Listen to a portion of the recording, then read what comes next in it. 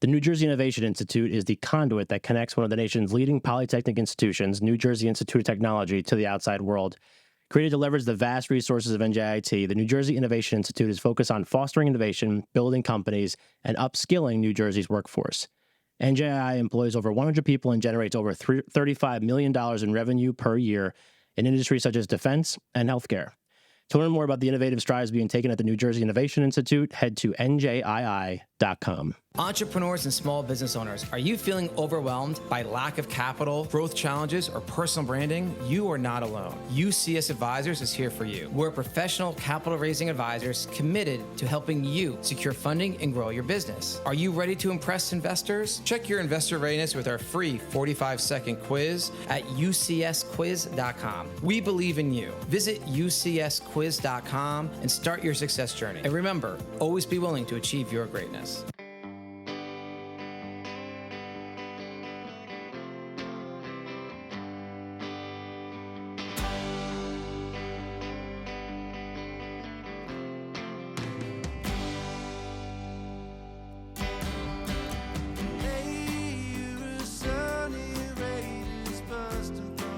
All right, what's up, everybody? Welcome back to another episode of Greetings from the Garden State, powered by the New Jersey Lottery. I'm your host, Mike Hamm. We are here with the artistic director of the New Jersey Ballet, Maria Kowroski. Maria, welcome to the show. Thank you for having me. Thank you for having me. So this is my first probably time ever being in a dance studio, any kind of dance studio. Really? Yeah. Wow. I mean, I don't mean to like body shame myself, but I don't think I have necessarily like the body of a dancer. Definitely not a ballerina. I don't have a ballerina vibe.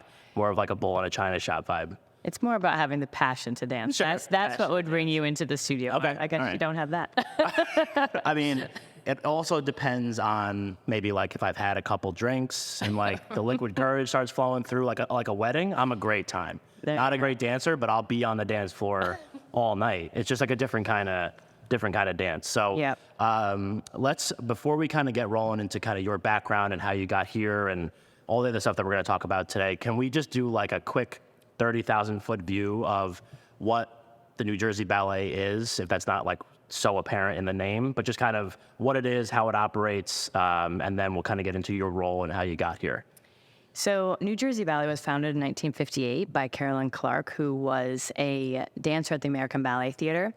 And she kind of brought her partner to New Jersey, and they just formed this company. I mean, this is 65 years old, this place, which is kind of crazy. This building that we're in right now is new to New Jersey Ballet, but before they were located in Livingston. And, you know, the fact that Carolyn kept this company going for that many years, it's a very small company. It's not a massive company like some of the bigger ones, like American Ballet Theater, New York City Ballet. So it's a small, unique company, but I think it prides itself on having, excellent dancers, wonderful rep, and really being like one of the, a very high-class company where people can come and escape their life and, see the beauty in the art. And I think, I hope that we continue to grow. I've been here since 2021, so I have a lot. I'm learning still about the organization and also just trying to create a new vision and path for the company. Yeah. This would be the most embarrassing question I ask the whole time. But when you talk about a dance company, and like you talked about, the New Jersey or we're New Jersey Ballet, but then also like New York and all these other places.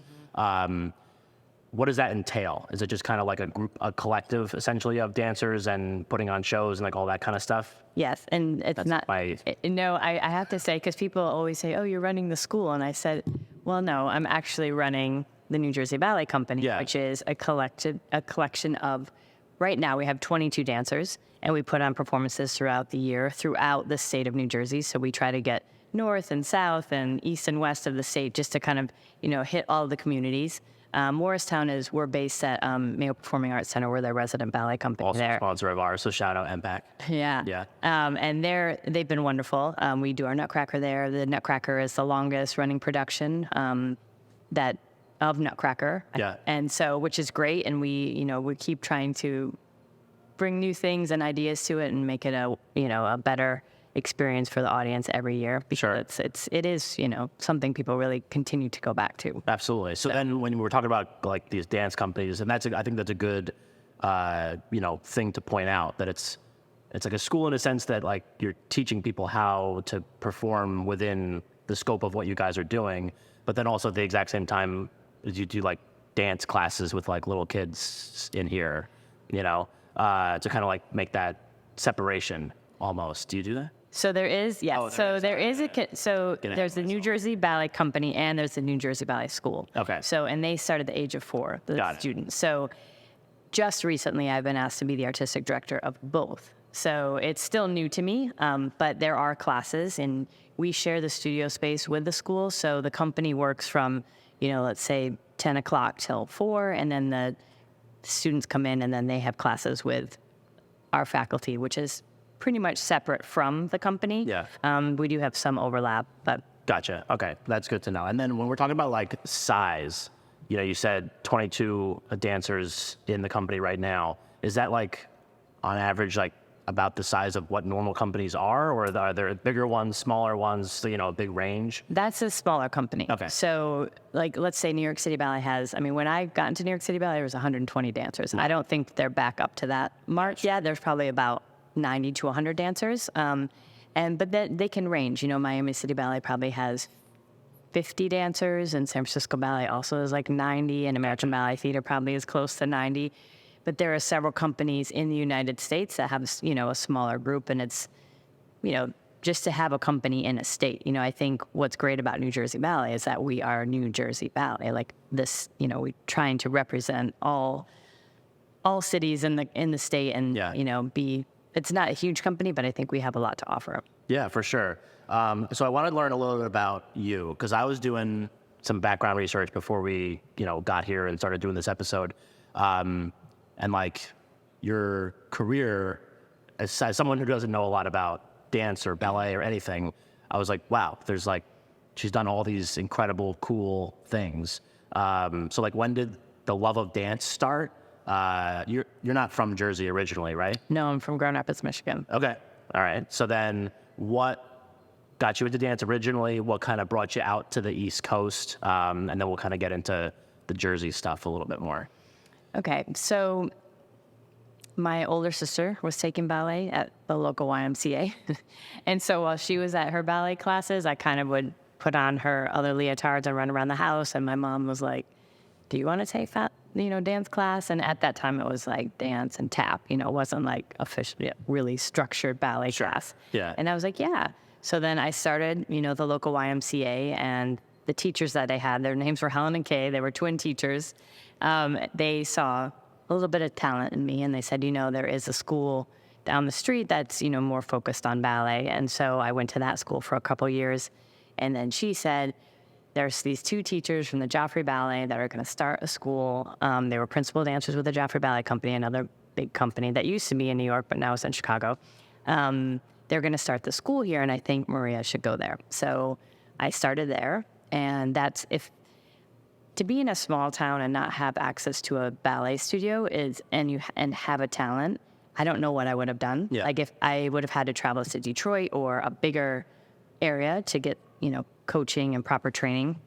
So I was very fortunate that these 2 dancers started this school, and they obviously, invested in my talent. They kind of guided me to where I should go during the summer courses, just to kind of get more training, because you train like all year at your hometown, and then in the summer you go somewhere else. And so one of the schools that I went to was the School of American Ballet, which is the school for New York City Ballet. And so I got a full scholarship there, and that's, I continued my training there, and I really fell in love with that company and that school, and that it was a very different style than I was used to, which probably is hard for you to understand, but the speed was a lot different. There was some different musicality. It was just something that really excited me, and I wanted to stay there and train, and they asked me to stay for the year. And that's kind of how that all started. And then I stayed at the School of American Ballet for 2 years. And then I got invited to join New York City Ballet. Cool. So when you're going through this kind of like transformation life process of kind of pursuing this dream and all that kind of stuff, and I was talking to you off mic about kind of like my baseball background and all that kind of stuff. And I think when like any person that's an athlete or any person that is doing something that they're really passionate about, obviously wants to get to like the top, right? Not a lot of people make it to the top. Was like the level of support from kind of family, friends, was that there for you? Because, you know, obviously there's a lot of, you know, time and stuff like that that's going towards what's going to wind up being your career. But, you know, again, to get to certain levels of any industry is sometimes difficult. So talk to me about that and kind of the support system around you to kind of make that dream become a reality almost. Well, I think it was initially really hard for my parents to let me move to New York at 16 years old. Sure. Obviously, it's a big city. You know, if the school didn't have a dormitory and I wasn't able to finish high school, they may not have let me go. But I think they knew that I had to do this. Yeah. But they supported me 100%. All of my dance friends in Michigan were, you know, rooting me on and cheering me on. And I felt so much love and I wanted to succeed. And I think they really supported that path for me. Getting to New York obviously is a different story. You know, there's all these students coming from around the world and, you know, trying Best of the best. best of the best, trying to get a job in a company. Yeah. And it felt very competitive from what I had grown up with. And that was very difficult. And there were times where I felt very alone. But I know that the teachers were very supportive of me at the School of American Ballet. And, you know, I think I did what I needed to do. I worked hard. I stayed focused. You know, I was happy I had a really strong family to support me. And I had a few really close friends in the dormitory that were helping me as well. Yeah. Because it can be very lonely. You know, when you're going for your dream and not everyone's going for the same dream and not everybody gets it. Right. And the year that I got into New York City Ballet, there was 2 of us chosen out of, you know, how many girls? I mean, 50 girls. Right. You know, that's very lucky. Yeah. You know? So I think that whole process was hard, but I think you learn a lot. And would I want to repeat all of that again? I don't know. Like, of course I would, because it was an amazing career and I loved, you know, the opportunity and everything that I got to do because of it. But when I think back, I was like, wow, that was a really hard time. Yeah. It was really hard. Yeah. So I have so many questions off of that answer. What for, like, when people are listening to this, and obviously, like, if people hear the word like ballerina, ballet, like that kind of stuff, there's like an image immediately that pops into your head. And maybe kind of, you know, from your experience, both as a dancer and now as the artistic director of the school here, or of the ballet here. Sorry. It's okay. It's true. Both Don't do for any sure. edits either. No. So when, as the artistic director and kind of going through that whole like life process and all that kind of stuff, like what makes a good ballet dancer? Is that a hard question to answer? It is, because There's no like cut and dry, like this is it, this is not it kind of thing. I mean, like, for example, we're going through auditions right now. Okay. And people are auditioning from the company, and people are also auditioning for the school for our summer intensive.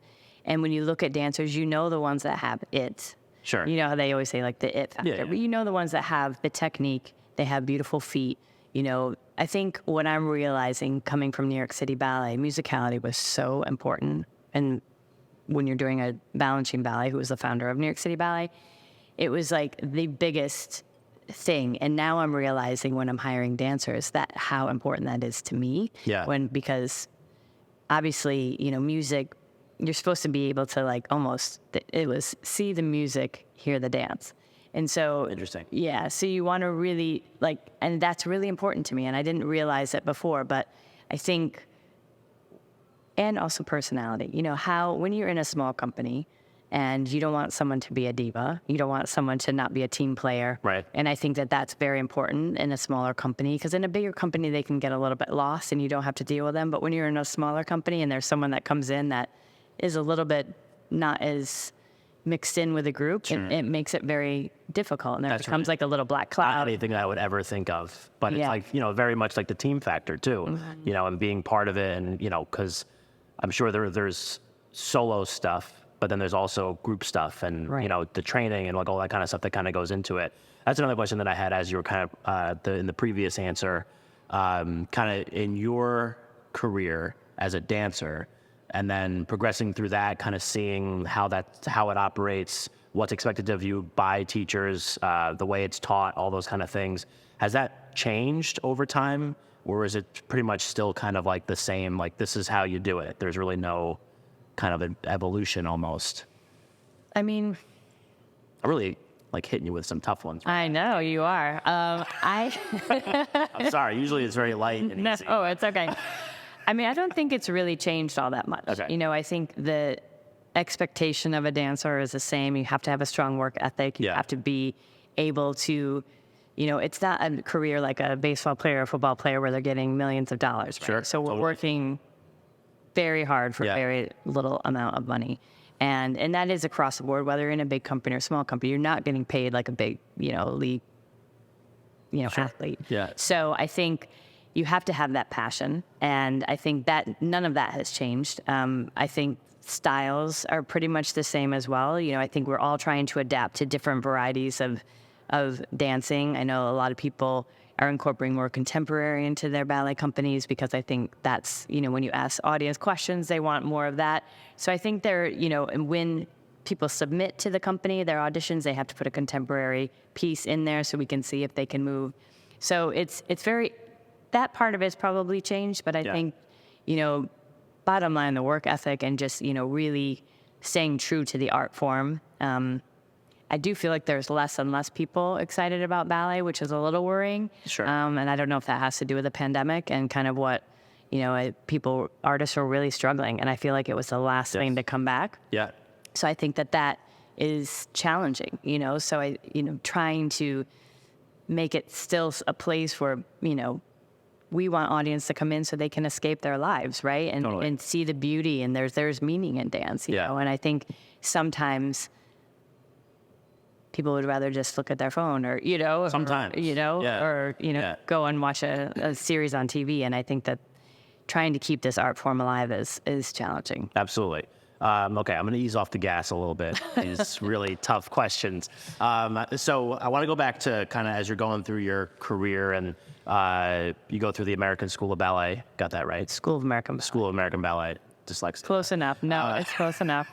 And then you get into the New York City Ballet. Mm-hmm. Is there a point at any time where you kind of have that like a self-reflective moment where you're just like, holy crap, like I'm like a little girl, like my sister as like a little girl, I remember she like wanted to be like a ballerina or whatever. And as like, it's like, who does that, you know? But then like you did it. Like, did you ever have like a moment where you were like, almost kind of take stock of everything that you had done to that point and then gotten yourself to a point where like, wow, like I actually like made it sort of. Does that ever happen for you? Yes. Like these like pivotal, like pinch me moments almost that you couldn't even like dream of maybe 10 years prior or however long timeline was. But sorry to interrupt here. No, I think the crazy thing about that question is when I was 10, the Joffrey Ballet came to Grand Rapids and performed. And I don't know, it was that moment that I said, I want to do this for a living. Because I didn't know at 10. I was like, oh, you can do this for a living. Sure. Get paid. And, you know. And so I kind of just, I don't even know how to explain it. But it was like, I felt like someone was pulling me along this path. And I was kind of just like on this road. And I think I didn't really stop once I started training. Once I got to SAB, once I got invited to New York City Ballet. Even though I was doing principal roles and everything, you know, was going my way and I was getting written up in articles and newspapers and, you know, magazines and interviews and all kind of different things, I didn't even stop to think. Yeah. Like I just was like, okay, this is happening. Sure. It wasn't until I probably got injured. Okay. Where I kind of was like, wow. And you kind of take a step back and you're like, wow, look what I've done. Yeah. Like this whole body of work that you have kind of that you've laid out already. But I'm super hard on myself. Sure. So I think part of me, even when I retired, I think I was still like, did I really make it? Did I leave a mark? Do I feel like I brought my artistry to the level that I wanted to? Because I think sometimes as dancers, this gets in the way and then we don't allow ourselves to be as free as we want on stage or really like let go. And I think after I had my son, I felt like those years were kind of like bonus years. And I felt like I danced very differently after that because it was like, wow, I've had a career where I was hard on myself the whole time, pushing myself hard on myself, not sure if I was really appreciating each moment. And then after I had my son, I was like, wow, these are, actually bonus years. And I really need to think about what I'm doing, because this is like an amazing career that I've had, and I'm getting to do even more, like a few more years. And I think it really made me stop and realize how valuable it is, but how like special it is to do a career like this. Yeah. Not take it for granted. Right, almost like a stop and smell the roses type of thing. Yeah. Because like before you know it, like all these cool, I'm sure cool places it took you, cool people you got to meet, like all these different things. And just, like if you don't take that step back almost and kind of like look at it, it kind of gets like lost a little bit. And then you're like, oh, man, I wish I kind of enjoyed it a little bit more. Yeah. Whatever. Going off of that sort of, let me check all of this.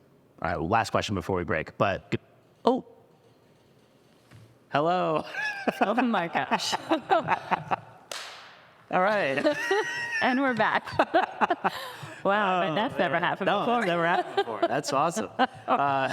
Okay, as we'll put that on the blooper reel for 2024. The lights went out. If you're just listening, you don't know what just happened. But we weren't moving, though, I feel like. I don't know. I guess I need to. I'm so expressive with my arms. I'm surprised I didn't keep it going. Yeah. So going off of the answer that you just gave, thank you for getting them back on. Were there, like, I know we talked about like family support, friend support, stuff like that. From a career standpoint, from like a dance standpoint, were there people like, maybe it's at the New York City Ballet, or certain people that were that had a significant impact on you professionally? Because I when we kick off the second segment, I have another question out going from a dancer to an artistic director, and then kind of making that jump. But were there people that kind of had like a big impact on you in your career specifically? I mean, I think some of the teachers at the School of American Ballet, one in particular, Susie Pilar, she was like kind of my number one fan and really pushed me. And I learned a lot from her as a teacher, but also just watched her kind of pick out the people with special qualities in class. And every time we would have a workshop performance at the end of the year at SAB, and even after I left SAB, going back to kind of see the people that she picked out, I was like, she had a really good eye for kind of seeing special talent. So that's always stuck with me. I used to actually train with Willie Berman at this school in New York called Steps on Broadway, which is like a open to the public, open classes. But he was a really amazing teacher, and I learned so much from him. And the style, like I had mentioned earlier, like the speed of a Balanchine ballet was really difficult for me. I'm very tall. I have very big feet, long legs, which are great qualities, but also can make it hard when you're trying to move fast. So I would take his class, and he really helped me understand my body and helped me get better. And I think when you're in a big company, sometimes you don't get that individual attention because you're in a class with 80 dancers. Right. How is someone going to really just go, okay, you need to do this? So I took his class a lot. Because I felt like that guided me to be a better dancer. And then being in the company, of course, there were dancers that were inspiring, like Wendy Whalen and Darcy Kistler and Kira Nichols, and things that I, people I looked up to and watched their musicality, or just the way they evolved as dancers and reinvented themselves all the time. But then there were coaches, that worked with Balanchine. And, just to hear how important these ballets were to them, because some of them were made on them and they were passing them down to me, all the stories that I heard along the way. I mean, there were so many people that really influenced me to be the artist that I was, or am. I don't know. I guess was because I'm dancing. You don't lose it. I guess. But I think that it was, when I think back, there's like Karen von Aldingen, she's passed away. She was a big influence in my career at New York City Ballet. And then another woman who actually is still working there right now, her name is Lisa Jackson, and she was a dancer with New York City Ballet, but she's a coach now, a repertory director, they call them. And she really, I don't know, she kept saying to me, you be you. Like when I was in rehearsal, you be you. Don't worry about trying to be like anyone else. Don't try. She's like, you've got a big P on your chest, which meant principal dancer. She's like, you make it the way you want to do it. Don't try to be anyone else. And I think there were times in my career where I was really compared to Suzanne Farrell, who was a big ballerina at the time, or back in the day. And I was always like, I want to be me. I want to bring myself to all these roles. And I think working with Lisa, I really felt that she did that with me. And I think that's helping me as a director now, because that's what I want for all the dancers that I'm working with now. So she wasn't the only one. There's another gentleman, Albert Evans, who's actually passed away too. And he really, I think it was when someone really took the time to understand me, because I was very hard on myself, and sometimes I wasn't the most comfortable person to work with in the room because I was beating myself up the whole time. I think when someone really took the time to understand me and help me grow as an artist was, those things stay with me, and I think those are the things I'm trying to bring to, this company. Yeah, awesome. Well, we're going to take our break. This first segment it rocked. It was so good. Even with the lights. Even with the lights. Honestly, that really brought it home at the end there. Not just that answer, but just the lights going out in that answer was kind of ominous almost. But no, that was so great. So we're going to take our break. So this is the Greetings from the Garden State podcast powered by the New Jersey Lottery. I'm your host, Mike Cam. We're here with Artistic Director of the New Jersey Ballet, Maria Kowroski. We'll be right back. The Mayo Performing Arts Center is the heart of arts and entertainment in Morristown, New Jersey. MPAC presents over 200 events annually and is home to an innovative children's arts education program. To see MPAC's upcoming schedule of world-class concerts, stand-up comedy, family shows, and more, head to mayoarts.org or just click the link in our show notes. Hey folks, I want to tell you about the crew over at Make Cool Shit. These are the magicians who recently gave our podcast a jaw-dropping makeover. You know how we roll here at Greetings from the Garden State podcast, right? We're all about that Garden State attitude. Well, Make Cool Shit shares that same vibe, and they've got something absolutely epic to offer. It's called the Unlimited Cool Shit Design Subscription. It's a game changer, my friends. Imagine this: unlimited creativity, one flat monthly fee, and none of that boring stuff. It's like having your very own army of design superheroes on speed dial. Whether you're a fresh-faced startup or a seasoned business looking to shake things up, the team at Make Cool Shit has got your back. It's all about making your brand sizzle, no matter where you are in your journey. So if you're ready to turn your ideas into mind-blowing realities, then it's time to connect with Make Cool Shit. Check them out on Instagram at WeMakeCoolShit, or visit their website, WeMakeCoolShit.co. Remember, that's co, not com. Greetings from the Garden State is proud to be partnered with some amazing brands. A special thanks to LeGrand Coffee House, our official coffee, and Birdling, our official travel bag. To learn more about these and all of our other great sponsors, head to greetingsfromthegardenstate.com. All right, we're back for segment 2 of this episode of Greetings from the Garden State, powered by the New Jersey Lottery. I'm your host, Mike Cam. We're here with Maria Kowroski, the Artistic Director of the New Jersey Ballet.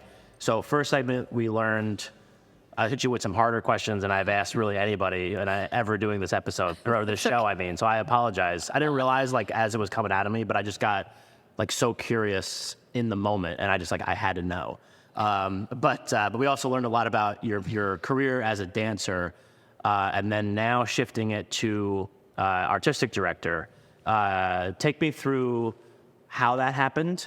Was it a difficult thing to make that switch? And then we'll kind of take it from there. I think when you're a dancer, you don't really ever think about what's next because you're so in the moment and it's all very consuming. You're very self-involved, and it's hard to think about what is going to happen next. Some people know that they maybe deferred college and go back to college. That was not me. Yeah. I didn't even know if I wanted to teach, and that was something I kind of discovered during the pandemic. I was teaching a little bit more, and then I was like, wow, I really like this. I can see myself making a difference in these students. So that was kind of the number one thing. And then I was teaching at Juilliard, which is an amazing school in New York. And yeah, I've heard of that. Yeah, that's good. Yeah. And I will say, these dancers at that school were phenomenal. Maybe ballet isn't their number one focus and they don't want to get to a major company, but their work ethic, and they were so in the room and really respectful of everything that I was saying that I really enjoyed that, just that kind of reciprocal energy.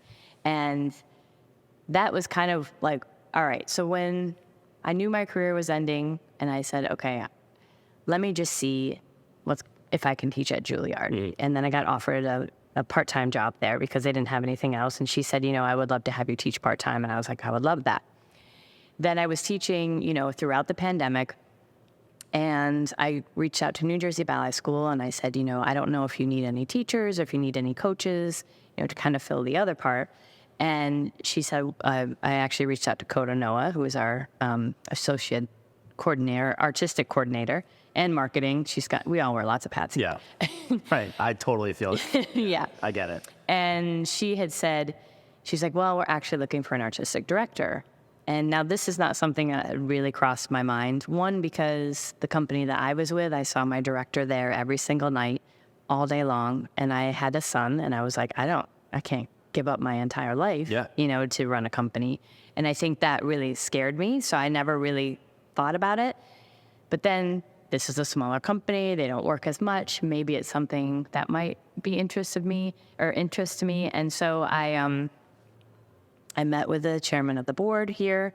I had several interviews leading up to it, and then they offered me the position, and they called it the acting artistic director. So I had a year to kind of see to try it on, see how it fit. Yeah. And it was basically, I retired October 2021, and I think it was on the 21st, actually. That's why I was like getting stopped for a second. And 21. Yeah. And then I started this job like 2 weeks later. So I took a little vacation and then went right into this. And it was like, I didn't even have time to kind of process, like we spoke about earlier. Just did you have a moment to stop and think about your career? And I was like, even that, like sometimes I'm like, wow, I did have a career, did it even happen? Because I jumped right into something new that was like so foreign to me. Sure. You can see what artistic directors do, but you don't really know what they do. Yeah. What do they do? Well, it's a long list. Well, at least for me, because it's a smaller company. I think when you're in a smaller company, you have to wear, like I said, a lot more hats, and you're responsible for a lot more things. But I'm responsible for choosing the repertoire that the dancers perform, choosing the dancers, overseeing everything, as far as like the production value, music, costumes, keeping everyone in check. Making sure that we're, marketing properly. There's a million things. I could probably go on for another 20 minutes, but we won't. We keep time. Yeah, but it's a massive job, and I think it was a huge transition for me. And I still, after the first year, I was like, okay, I think I am getting the hang of this, And then they dropped the acting part, and I became the artistic director, and it's a huge adjustment. I mean, being a dancer, you're responsible just for yourself, and you're very selfish. And, I can take a nap here, and I'm going to go get a massage, and I'm going to, because you have to get on that awesome. stage, Yeah, right? right? Yeah. Awesome, but also, Yeah, right, of course. But at the same time, this job, I'm responsible for everyone, all the dancers. They come to me if they have a problem, and I don't think about myself at all. And that's a really different thing. Sure. So it's amazing to be able to kind of be a part of a company where, and this is very much like a family. It's a very special group, and to kind of nurture it and make it what I want it to be. I think if I was in a larger institution, I wouldn't be able to have that impact as I do here. And I think, these dancers work so hard, and, we're building this company again. It's, even though it's been around for 65 years, it's like we're starting at the bottom and really just trying to grow it and put it on the map and make it something that people are proud to be a part of, and that people in New Jersey have actually heard of, because some people have not even heard of this company. It's been around for 65 years, which is crazy. Crazy. Yeah. So I think that's something that, I'm trying to do, and to bring it to, this elite group of talent and artists and repertory to this community, because I go into New York to see performances, and, you're spending a lot of money. You're spending, you have the parking, you get the ticket, babysitter, the dinner. It ends up being like $500. So I'm like, well, I can bring that same quality here, maybe not the same caliber of everything. We don't have live music yet, which hopefully we will one day. But bring that in, so then, the people from New Jersey who are traveling into New York can say, you know what, I really love this company here. I don't need to go across the river to see great ballet. Right. We have it here in this state. So that's kind of been my goal. And, and also to bring meaning to people's lives, bringing it to the dancers. And I think it's such a special, thing that ballet can transform your life. It can make you escape. It can just, with so much going on in the world, Yeah. you know, it's beauty, and it's being able to kind of escape life for a minute. And I hope that more people will come out and support us, because it is a special company, and we are doing wonderful things, and very diverse as well. You know, Yeah. we have a lot of different, you know, countries represented in our company. So it's pretty great group of dancers. Yes. No, I love that. And you don't have to sell me on keeping people here to do like live performances really of any kind, because there's so many great venues and so much great talent here in the state. You know, it'll already be announced, but like we're putting on a whole concert in May in Jersey City with like 5, you know, local bands and food and breweries and just like all sorts of stuff. Great. That's fantastic. But yeah, but this isn't about me. We'll get back to you. When you're talking about like the diversity and the representation of the dancers that are here, and then also in the first segment, I remember I jotted a note. My only note that I've actually taken the whole time was representing different parts of the state. So you can take me through, like, you know, you have 22 dancers here, you do auditions, you do different things, you have teachers. How do you find people? Are they specifically to Jersey? Can they come from other places? Talk to me through kind of how that process works and how the makeup, what the makeup is, sort of. Well, I mean, because it is a smaller company, it'd be wonderful to have everybody from the school, you know, Sure. be in the company. But it also gives, I mean, we are open to, we have auditions. People are submitting from Japan. People are submitting from Norway. I mean, France, you name it, Italy. There's tons of dancers submitting to this company, which is wonderful. And I love the fact that people have heard about us from way over there, you know, because that's not something probably not a lot of smaller companies have that, you know. Right. So I'm very fortunate that they are submitting. I think it makes it a little harder for us because we have to get the visas for them, and that it makes it, you know, but if the talent is there, you know, we definitely put the effort into that. But right now, I mean, we have actually 2 dancers who were brought up from the school as little kids that are in the company right now, and they're the only 2. And we have, you know, dancers from the Philippines, Japan, and trying to think where else. Argentina, like it's kind of a really big collective amount of, Sure. you know, It's really interesting. and it's wonderful because they all have a different. What's hard is that they all have a different style. So I have a certain way of teaching, and I think they're all still trying to adapt to what I'm trying to get them to do. Yeah. But I think it's exciting for them because it's a challenge, and it's exciting for me as a teacher to kind of try to get that out of them and watch them improve and evolve as dancers. But yeah, it's really open to anyone, you know, like anyone can submit. You know, we get the submissions online. I look at them, you know, if I like them, then we invite them in to take class. And then, you know, we kind of go from there. And, you know, because it is a smaller company, I can't offer like 10 contracts a year. You know, sometimes there's only 1, Yeah. you know, and the male dancers, there's always more contracts to offer because there's less of them and they all can get jobs anywhere. So it's more of a challenge to keep them than it is the females. Yeah. And there's got to be interesting too, like, because we talked about also about being a smaller company, you know, being part of like that family almost dynamic, and then being able to pull people from basically all corners of the earth and get them to Florham Park, New Jersey, and then get them all kind of rowing the boat in the same direction, so to speak. I think that's like a real testament to kind of how this whole thing works, you know, and I think kind of goes back to you. So congrats on that. So, and then also I think it would be important too to talk about, because you know, I met like this whole thing. Kodo was the one that kind of got this set up for us, and obviously she was instrumental in getting you here. But the other, like the teachers, the other people that work here, and kind of how they help create that structure that when you do have dancers come in here, it's almost like that's even like more important to a degree than the actual like performers, because they need a like instruction or, you know, an amplification of what your vision is through them to the actual performers, you know, if you're not teaching like every single class or whatever. Right. So take me through like that and kind of how you try to put together almost like a team, so to speak. I mean, what's interesting is that, you know, because I've come in, there was a lot already established. So I have brought in some people from here and there just to kind of as far as the ballets that I bring in for the repertory for the dancers to perform, it's important to me to have people that either have danced those ballets or understand the unique qualities that these ballets are. And so there was a dancer that I brought in she was with Miami City Ballet, and she kind of helped coach, and she was amazing. And then she actually got a job on Broadway, but I actually got another dancer from Miami City Ballet and then another guy from Miami City Ballet who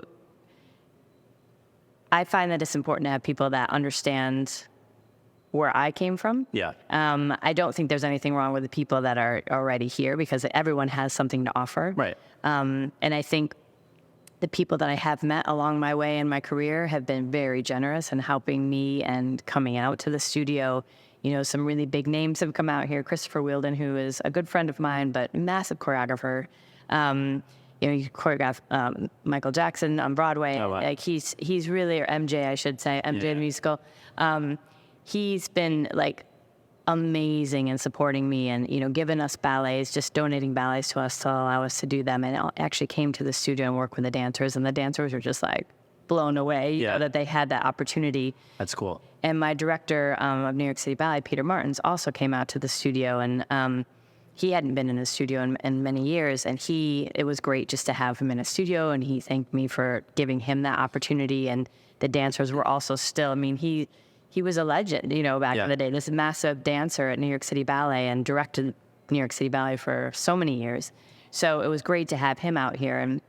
And Lauren Lovett's going to be out here doing a new ballet, and she's also was a principal dancer with New York City Ballet. So I do also try to bring in people because we are a small company. I want them to still, you know, feel inspired. Sometimes you hope that you're enough to inspire them, but I think it does wake people up when you bring, people from outside that have that, great energy and amazing things to say. I sit in the room, and we had Robbie Fairchild out here, who was also a principal dancer for the New York City Ballet, and I was just like, wow, he's an amazing coach. Like he went on Broadway to go on to do Broadway after dancing, and that just the way he thought about roles after that, because you learn more when, as you get older. Sure. And I feel like I know more now than I did as a dancer. And if I could go back and dance, I'd be a better dancer. Right. And so to hear him kind of coaching, and that's kind of what I try to do as well, coach them in a way where, the knowledge that we've gained over all these years, to help them be better artists. And I know they've all appreciated it so much. And sometimes their mouths are on the ground that they just can't believe that people have come in, I know Edward Watson, who was a principal dancer for the Royal Ballet, was in town setting something in New York, and I had him come out and coach, and they were all just like, so it's amazing just to have those people, in my life, and able and willing to help me and kind of create what I want here. So. Yeah, absolutely. No, I think that's all really cool, and just to have like you said, like access to them, relationships with them, and I think also kind of just like a testament to you also, because if they didn't like you, they'd be like, yeah, okay, we'll be right there. So I thought it was interesting I think it was in the first segment or before we started recording it was in the first segment when you said that you almost hesitated calling yourself an artist now, but I think it's like a really interesting thing because it's like you still are, because the art is just like being funneled in a different direction. I think like that's a really interesting thing too, because now it's the vision almost becomes like the scope is wider, and while maybe you're not the one that's actually like, I don't know what the moves are, I'm not even gonna try it, but doing, something like this, but telling guiding people and kind of putting these now larger, bigger productions together. I think like that's like a really different way to almost look at it. Was that like, you had the acting kind of tag at the beginning, and then over time, did you kind of like, what your vision of the stuff that the ballet's producing? I'm trying to ask here, like the stuff that the ballet is producing, how are you putting your stamp on it to make it different than maybe what it's been, and like bringing your own expertise to it and thought process and thoughtfulness and like all these different things, like how do you try to like shift it to make it almost yours, so to speak? I mean, I think it's difficult to make something completely yours because a lot of things have already been done before, right? Sure. So because New Jersey Ballet was a certain way for many, many years, and they did several ballets. I'm trying to introduce more current ballets to the dancers and bring in choreographers and artists that, they feel inspired by and that are relevant today to bring audience members in. Right. It would be easy to just create new ballets on dancers. But in my experience as a dancer, sometimes those ballets aren't always great. And then you've paid a lot of money to get a choreographer in. And so I'm trying to, oh, here we go again. All right, we're back. Oh my gosh, I can't believe that happened. And I am using my arms. Yeah, So I don't I've know. actually been trying at least a little bit more to use some arms and stuff, but all right. You gotta be moving in here. I think that's a good training technique, I guess. Yeah. Like if you're not moving, like let's go, That's true. That's Yeah. true. They've been standing around at the bar too long. Let's get them moving. Yeah. But I think, I'm trying my best to put my stamp on things. I've seen a lot of ballets. I know what I like. I try to create unique programs that will excite the New Jersey audience. I think I'm not taking a lot of risks quite yet because I'm still new. Yeah. So I'm trying to bring in pieces that maybe people have heard of to kind of build an audience and then get them to really get excited about the company. And then I'm probably going to take a few, some more risks because it's hard. When you're starting something, I don't want to say over because obviously it's existed for Sure. 65 years, but it's a renaissance, it's like it's really like trying to, how do we begin again? How do we make this company? How do we put it on the map? How do we bring in good dancers? How do we just bring everything to another level? Right. And so that's what I'm trying to do. And what's been nice is I've had some people that I respect a lot tell me, you do have really good taste, which is nice to hear. Although I question everything that I do because I'm like, oh, maybe I shouldn't have done that. Maybe that was too much. Yeah.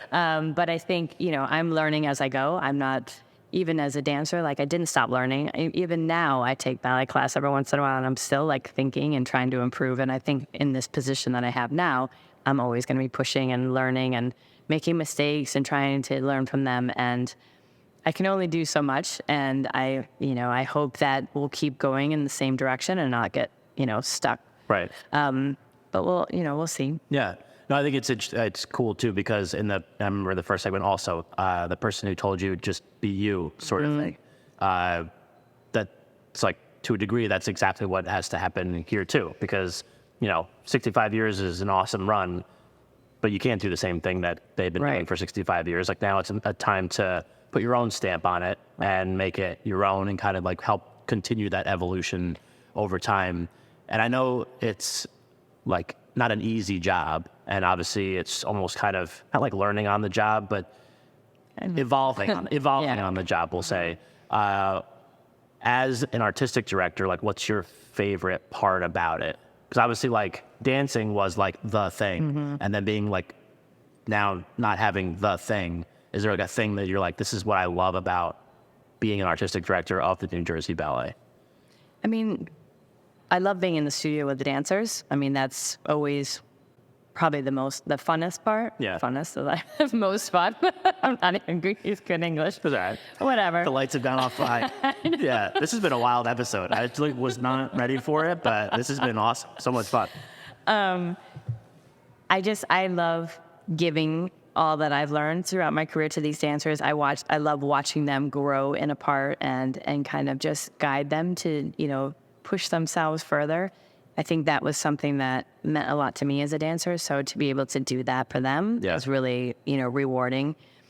I do get a big adrenaline rush when I'm sitting out front getting ready for a performance because, you can't really compare to that adrenaline that you got as a dancer, like on stage or off stage. You wouldn't be able to go to sleep till like 2 a.m. sometimes after a performance because you'd just be like this. Yeah. And I will say as an artistic director sitting out front, I still get that like, the nerves, one, because you want everything to go well. You're responsible for every single thing. If the lights, the music, whatever, it's all on you. I love it. Started with lights. It is a theme, I will say. that's happened during some of our performances, but that's okay. Yeah, it's fine. We were, just pulling everything together. Yeah. Yeah. But I kind of lost my train of thought now. Sorry. That's my bad. No, it's not. It's because we were talking Everything about is kind of your responsibility, and you still get that rush at the beginning. And the other nice thing I like about being an artistic director is kind of being able to create a program and be able to look at the dancers and say, what would be great for them? What can I bring in? What ballet can I bring in? What choreographer can I bring in that's going to push these dancers to another level and excite them to stay another year, but also just to give them more, tools in their belt, just so they really become the artists that they want to become. Yeah. I don't want anyone to be here just dancing. I want them to really develop as an artist and push themselves and their boundaries. Yeah. So as we get kind of close to the end of this, one of the things that I've kind of been asking our last few guests, this is like a little bit different because people can actually go and watch and, partake in what you have to offer. Some of our guests, not always, so like the average New Jerseyan that maybe has never been to a ballet before, like why should they go? What could they expect? Those kind of, go into a live performance of like a rock show, different, but also like, any kind of performance, in my opinion, is worth it to go see because it's visual art and performing arts, like all that kind of stuff. But maybe from your perspective, kind of as almost like an audience member, which I know is sometimes maybe hard to kind of separate and be just like a bystander and not like almost kind of put yourself in whatever role you're seeing happen on stage or off stage or whatever. Take me through that and like what people would expect when they come to a New Jersey Ballet performance. What should they expect? Well, I think when you're forming programs throughout a year, you have to really think about how are you going to get people in to watch? The Nutcracker is one that everyone goes to, so sometimes most people say it's the first ballet they've ever seen, right? It's family friendly, so they can bring, their kids. And, we try to make it really exciting with, pyros and, different things to keep people engaged. Yeah. We always try to do another full length in the spring. This year we're doing The Sleeping Beauty. And that obviously is a classic tale, and it's going to, another family friendly. Now for me, I love those ballets, but what's more important to me, and I think to the dancers, are the repertory evenings. And those are the ones where people don't tend to come to as much because they don't know what these ballets are. Sure. Like, what am I going to see? And these ballets, it's a carefully crafted evening where you try to kind of do something for everyone. You have one that's high energy, you have one that might be very emotional, you have one that's just beauty, or you may have a very classical one. This program that we're doing in March at Mayo Performing Arts Center, another shout out, it is really touching on so many things. Like, we start with Concerto Barobo, which was a classic ballet created by George Balanchine, one of the first ballets he made on New York City Ballet. It's beauty. It's technically very demanding for all the dancers. The corps de ballet don't go off stage for 19 minutes. The pas de deux, it's just, for me as a dancer, when I danced it, it was like one of those like completely satisfying ballets. You came off stage, you felt like you did a 3-act ballet, even though you were on stage for 20 minutes. Yeah. Just kind of got everything. You get to have fun, but it's also a little bit emotional. And the pas de deux, like, you can really make something out of it. The next ballet we do on the program is called After the Rain by Christopher Wheeldon. In this one, literally people are always crying by the end of this ballet. It's like, the music's beautiful. It's arvo part. And it's just like one of those pieces that will move someone. Yeah. Then we do Don Quixote pas de deux, which is exciting and like flashy, and there's, lots of turns and big jumps and, something that like is more of like a, you're going to see tricks and things like that. This is something you would want to go see. And then we close the program with Not Our Fate, which is, it's just a great ballet. The music's great. It's choreographed by Lauren Lovett, who's going to be doing a new ballet for us this season as well at NJ Pack. And it ends the whole evening on a high note. So you feel like you've gotten a little bit of everything, even though you're not watching a story. Right. Your emotions have gone on a ride, even though you're not just kind of sitting there watching the Sleeping Beauty or the Nutcracker. Yeah. And of course, I want everyone to come to everything, but these performances are so special for the dancers because it really does challenge them as artists, and they get to learn a new style of dancing. Maybe they're using their body in a different way. Maybe people who don't like the stories will feel excited by these performances. And we've gotten wonderful feedback from the performances that we've done in the last 2 years since I've been here of these repertory evenings. And I just hope that people kind of take that chance on us because it is, I think they'll come back. And most people said they're coming back and they're going to bring their friends. Yeah. And I think that that's what our goal is, it's just how do we get them in there, because it's not the Nutcracker or the Sleeping Beauty. And I think that that is a challenge. But yeah. Great. Well, they should go see them. And so, like, on average, this will be like my last kind of technical question before we get to the end here. On average, like per year, how many shows is the New Jersey Ballet putting on? Well, this past year we had actually 13 sold-out performances of Nutcracker. So that was just Nutcracker alone. Right. And then we did 4 earlier than that, 3, 4. I would say, we do at least, I think 32 performances a year. And they're spread out, at different times of the year that are convenient for your schedule. We did November, then we're doing one in March, then we do one in April, we do one in May.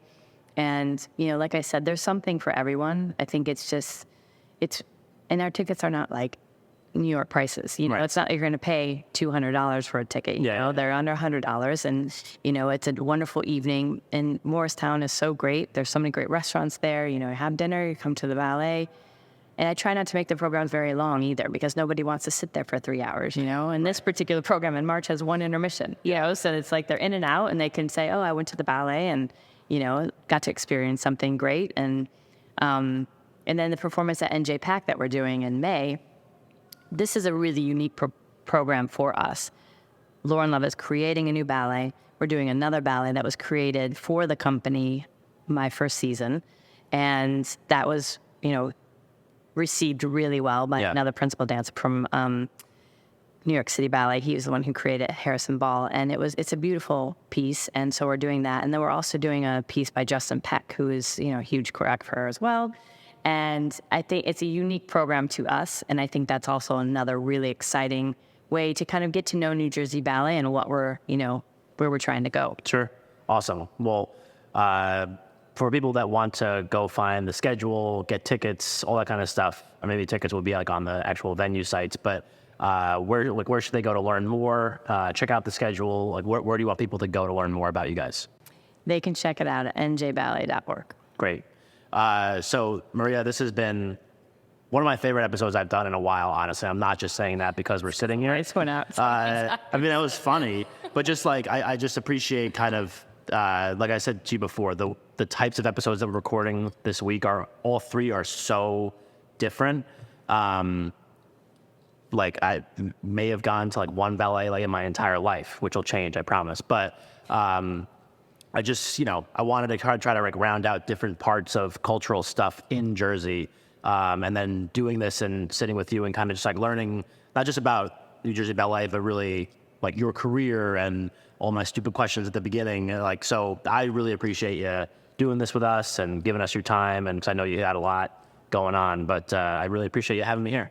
Well, thank you it was a lot of fun, and I'm happy that you came and looked for us because this is something, we are in New Jersey, and I think it's important for all of New Jersey to kind of explore what the state has to offer, and I'm happy that you included us in that. So awesome. Thank you. Absolutely. No, I appreciate it.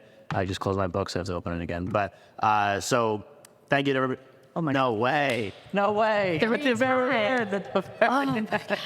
All right, so for everyone listening, I'll make sure I put njballet.org in the show notes. People just go to the website, check out the schedule, go support local art, essentially. That's really what we're talking about here. So it's really important. Go out to a show. I want to go to the one in March, so we should talk about that. So this NJ Ballet will be in the show notes, like I said. This has been the Greatest Big Artist Say podcast powered by the New Jersey Lottery. We were here today with the New Jersey Ballet Artistic Director, Maria Kowroski. Thank you for listening, and we will catch you next time.